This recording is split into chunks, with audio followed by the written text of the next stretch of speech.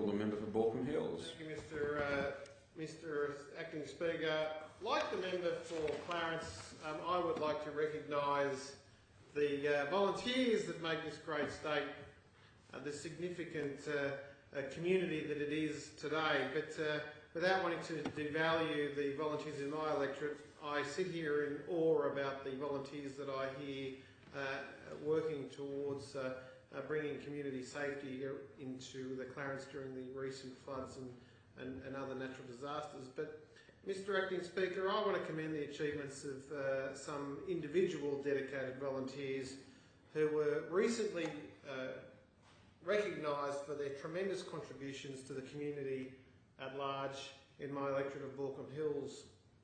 I'm sure members will agree that Australia Day in particular is one of those great occasions which gives the community a rare opportunity to properly recognise the achievements and contributions of our volunteers. And as I commenced my Australia Day activities at 7:30 in the morning on the 26th and finished them at about 10 o'clock in the evening, I am conscious of the fact that the vast majority of the people that I spent those celebrations with were not at all paid for the work that they did.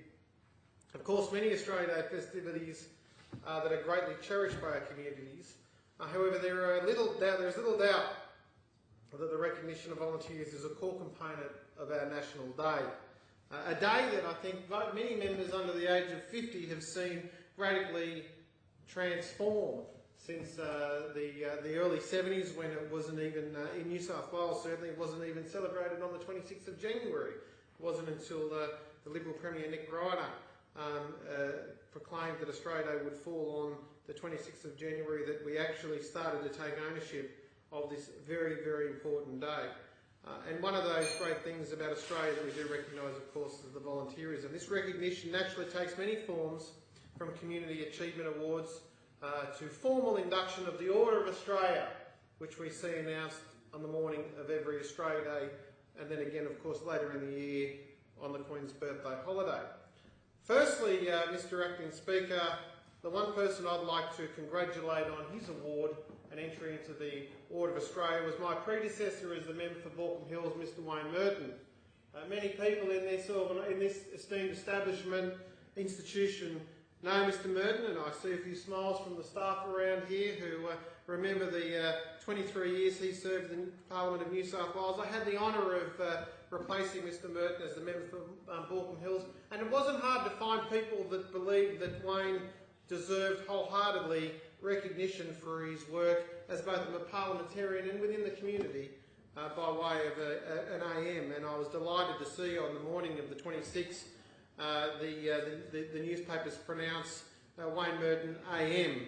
His services were not only, of course, to this House, which were significant as a minister, as a parliamentary secretary, as a shadow minister and as Assistant Speaker, but never let it be forgotten that Wayne got his Order of Australia for his contribution to the Salvation Army, his contribution to local community organisations such as Rotary and Lions Club, and I join his family, wife Olwen and his children and grandchildren in making this great man celebrated and exalted for the work that he's done. And indeed, this Friday night in my electorate, Mr Nick Greiner, the former Premier of New South Wales, will be joining me at a community celebration for Wayne to congratulate him on his appointment to the Order of Australia. Secondly, I just want to acknowledge Jane Cook.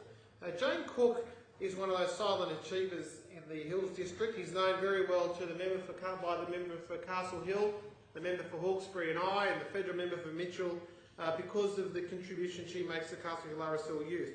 She's a gymnastics coordinator, but that's not all she does. She puts in work above and beyond the call of duty, and I was delighted to see her awarded an OAM for his contribution to the Castle Hill RSL Youth, and indeed to the work that she does in the community in the sport of gymnastics.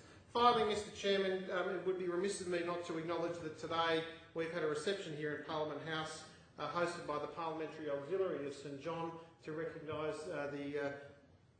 Tony Thirlwell OAM as the new chairman of St John. He replaces former opposition leader and Treasurer of New South Wales, Peter Collins, who's just spent 6 years as the Chairman of St John Ambulance.